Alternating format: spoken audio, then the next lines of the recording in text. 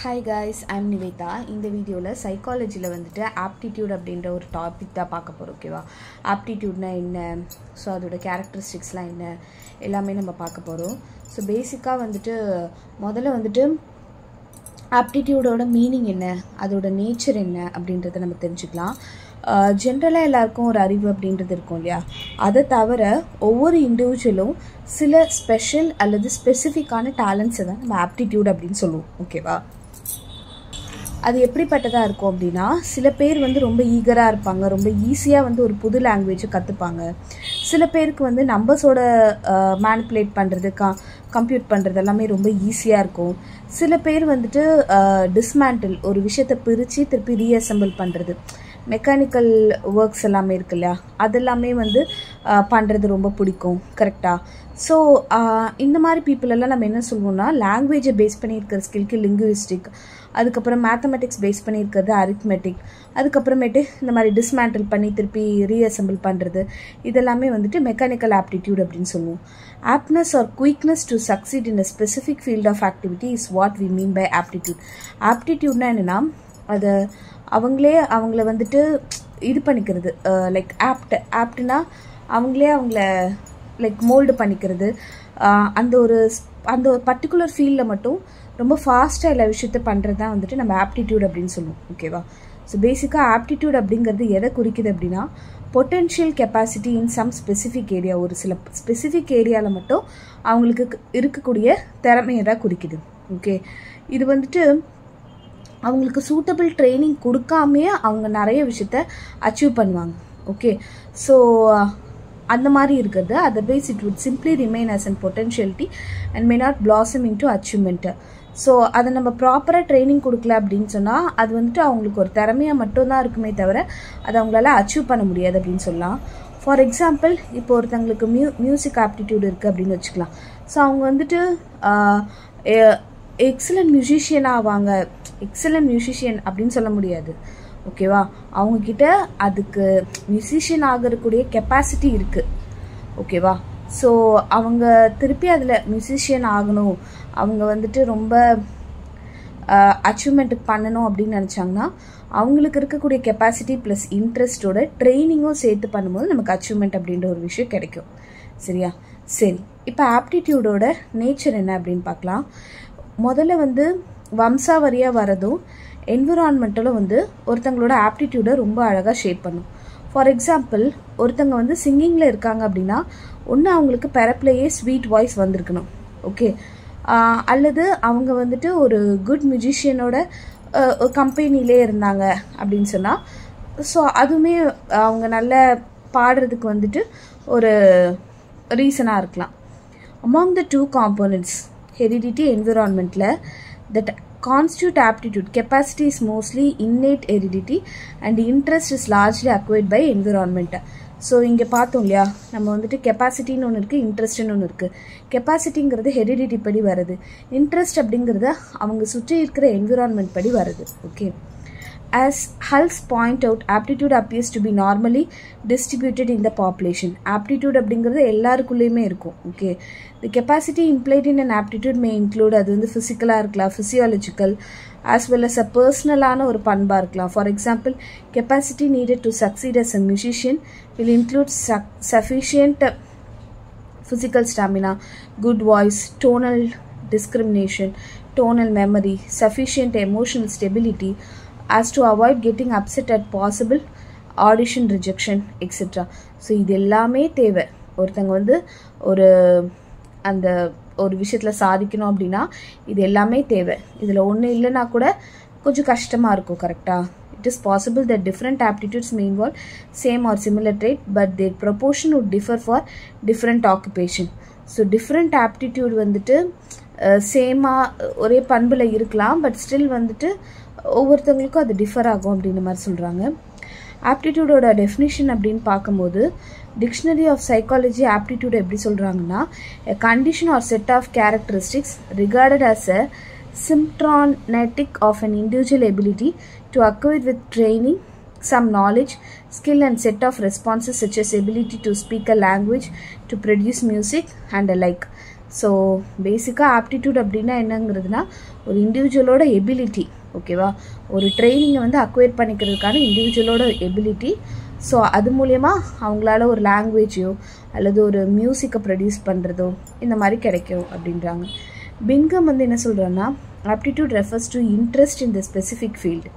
Okay, ஒரு specific ஃபீல்டில் interest இருக்கும், desire to excel in this field, அதுக்கப்புறம் ஒரு வெறி இருக்கணும் அந்த ஃபீல்டில் நம்ம ரொம்ப எக்ஸலாக இருக்கணும் அப்படின்னு சொல்லிட்டு, and the needed capacity for success in that field, அதுக்கப்புறம் அதுக்கான கெப்பாசிட்டியை வளர்த்துக்கணும் அந்த ஃபீல்டில் வந்து சக்ஸஸ் ஆகிறதுக்கு. ஓகே, நெக்ஸ்ட் பார்க்க போகிறது என்னென்னா, difference between one's ability and potential. ஒருத்தங்கக்கிட்ட எவ்வளோ முடியும், அதோட பொட்டென்ஷியல் என்ன, அவங்கக்கிட்ட இருக்க திறமை என்ன அப்படின்றதோட டிஃப்ரென்ஸ் பார்க்க போகிறோம். Maximum limit to which one trait or skill can reach is call capacity. So இவ்வளோ தான் அவங்களால முடியும், மேக்ஸிமமாக அவங்களால இவ்வளோ தான் முடியும் அப்படின்னு சொல்கிறத அவங்களோட பொட்டென்ஷியல், அவங்களுக்கான திறன் அப்படின்னு சொல்லுவாங்க. Due to increased training the development in one trait or skill also increases and reaches a maximum possible limit. அதாவது ஓகே, ஒருத்தங்களால இவ்வளோ தான் முடியும், பட் ஸ்டில் நம்ம இன்னும் கொஞ்சம் ட்ரைனிங் கொடுத்தோம் அப்படின்னு சொன்னால், அவங்களும் இன்னும் கொஞ்சம் ஹெல்ப் பண்ணாங்க அப்படின்னு சொன்னால், இன்னும் கொஞ்சம் அதை விட மேக்ஸிமமாக போகிறதுக்கு வாய்ப்பு இருக்குது. Okay, reaches the maximum capacity on which further training will be of no use. அதுக்கும் மேலே ட்ரைனிங் கொடுத்தோன்னா அது வந்து யூஸ் கிடையாது. ஒருத்தவங்களோட கெப்பாசிட்டிக்கு தகுந்த மாதிரி நம்ம ட்ரைனிங் கொடுக்கணும். Once capacity is fixed by its heredity, various ability is present level of skill or trait is determined by environment. என்ன சொல்கிறாங்கன்னா, ஒருத்தவங்களோட கெப்பாசிட்டி, அவங்களால எவ்வளோ முடியும் அப்படிங்கிறது அவங்களோட வம்சாவரியாக வருது, ஹெரிடிட்டியாக வருது. அவங்களோட எபிலிட்டி அவங்களுக்குன்னு ஒன்று இருக்கும்ல, அது வந்து எதை டிட்டர்மைன் பண்ணுதுன்னா அவங்க சுற்றி இருக்கிற environment. In short, it could be sad that difference between once capacity and ability is akin to the difference between one aptitude and achievement. So அவங்களால எவ்வளோ முடியும், அவங்க எவ்வளோ அச்சீவ் பண்ணியிருக்காங்க அப்படிங்கிற ஒரு விஷயந்தான் ஒன்ஸ் கெப்பாசிட்டிக்கோ எபிலிட்டிக்கோ இடையில இருக்கிற டிஃப்ரென்ஸ். சரியா? ஸோ டைப்ஸ் ஆஃப் ஆப்டிடியூட்னு சொல்லும்போது நிறைய ஆப்டிடியூட் இருக்குது. For example music aptitude, mechanical aptitude, அதுக்கப்புறம் இந்த மாதிரி ஆர்ட்ஸ் வரைகிறது, drawing, painting, sculpture, flower decoration, fashion design எல்லாமே. அதே மாதிரி சில ப்ரொஃபஷன்ஸ் எல்லாமே இருக்குது, டீச்சிங், மெடிசன், கிளரிக்கல் டியூட்டிஸ், லா, இன்ஜினியரிங், சேல்ஸ்மேன்ஷிப், அட்வர்டைஸ்மெண்ட். அதே மாதிரி ஒரு சில விஷயத்தில் வந்து படிக்கிறதுக்கு PhD அளவு போவாங்க இல்லையா, அந்த மாதிரி சில ஆப்டிடியூட்ஸ் எல்லாமே இருக்குது.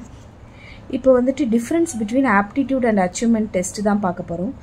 ஆப்டிடியூட் டெஸ்ட் அப்படிங்கிறது என்னென்னா, ஒரு பர்டிகுலர் பர்சன் வந்துட்டு capacity of a person for success in some field, ஒரு ஃபீல்டில் அந்த பர்சனால் எவ்வளோ சக்ஸஸ் பண்ண முடியும் அந்த கெப்பாசிட்டியை சொல்கிறது தான் ஆப்டிடியூட் டெஸ்ட் அப்படின்னு சொல்கிறது.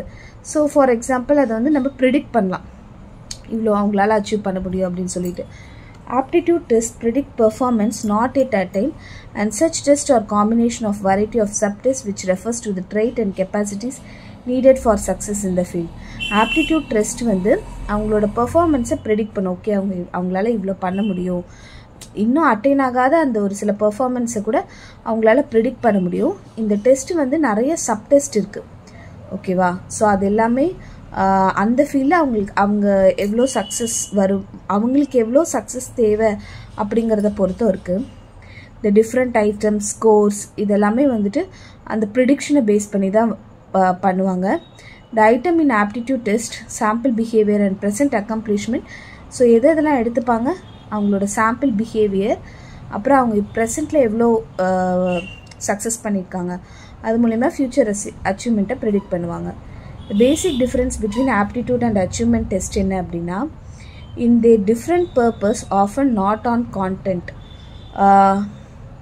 அதுக்குன்னு ஒரு டிஃப்ரெண்ட் பர்பஸ் இருக்குது, ஓகேவா?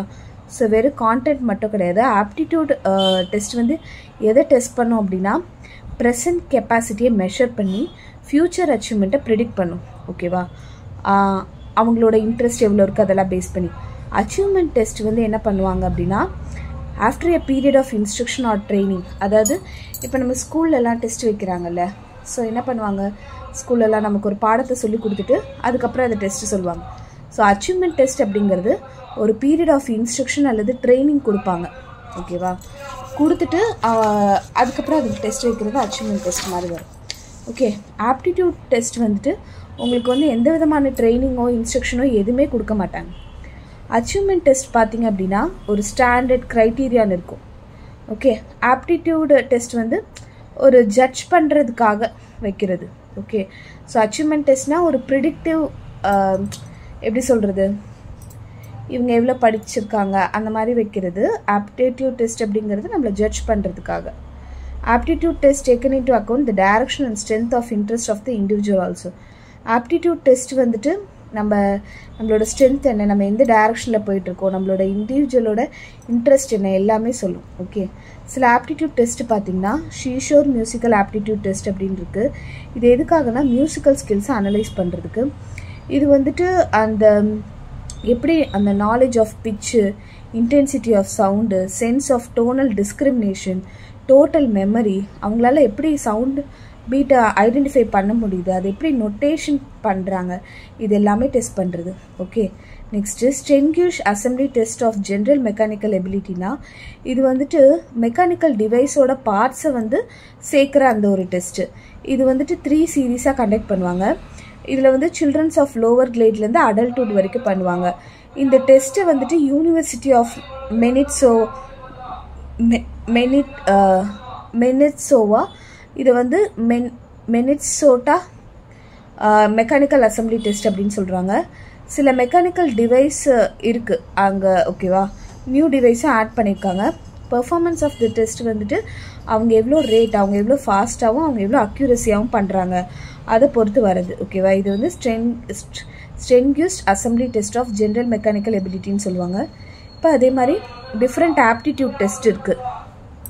பேசிக்காக இது வந்துட்டு ஒரு பேட்டரி ஆஃப் டெஸ்ட். இதை வந்து ஒரிஜினலாக சைக்காலஜிக்கல் கார்பரேஷன் 1947 கொண்டு வந்தாங்க. 1963 இதை ரிவைஸ் பண்ணாங்க. 8 சப் டெஸ்ட் இருக்குது. வெர்பல் ரீசனிங் அப்படின்னா, வெர்பல்னா என்னது, பேசுகிற முறை, அதுபடி சொல்கிறது இல்லையா, ஸோ அதை பேஸ் பண்ணி வருது. நியூமரிக்கல் எபிலிட்டினா அவங்களோட நியூமரிக்கல் பேஸ் பண்ணி மாதிரி இருக்கிறது. அப்ட்ராக்ட் ரீசனிங்னா ப்ராப்ளம்ஸை வந்து ஃபிகர் பண்ணுறது.